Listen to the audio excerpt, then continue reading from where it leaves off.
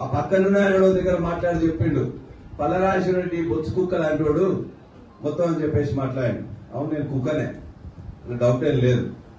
నా యొక్క జనగామ ప్రజలు గాని, స్టేషన్ కనుపూర్ ప్రజలు గాని వాళ్ళు ఇబ్బందులు పడుతుంటే వాళ్ళకి కాపలా కుక్కలాగా ఉంటా, ఖచ్చితంగా కుక్కలాగా ఉంటా, ఖచ్చితంగా. అదేవిధంగా ఇతని యొక్క భూములు మీకు తెలుసు, 16 నెలల్లో ఎట్లా ఉన్నదో వాళ్ళందరూ కూడా ఇలా భూములు 100 ఎకరాలు 1000 ఎకరాలు ఇలా ముసల్తనానికి మొత్తం అటవీ భూమి ఉంటే కూడా మొత్తం చేసి ఆ అటవీ భూమిని కూడా మొత్తం కూడా కబ్జా చేద్దామని చెప్పేసి ఒక 25 ఎకరాలు ఒకరి మీద 25 ఎకరాలు ఒక పేరు మీద ఇలా చేసుకున్నారు. మరి ఆ భూములు కాపాడటానికి ఖచ్చితంగా రేస్ కుక్కలానే ఉంటా, ఖచ్చితంగా రేస్ కుక్కలా కూడా ఆ భూములను కాపాడేందుకని చేస్తా.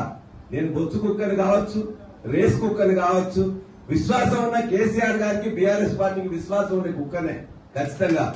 ఈలాగా మాత్రం గుండె లెక్కను మాత్రం కాదు, ఇలాగా గుండె లెక్కను కాదు.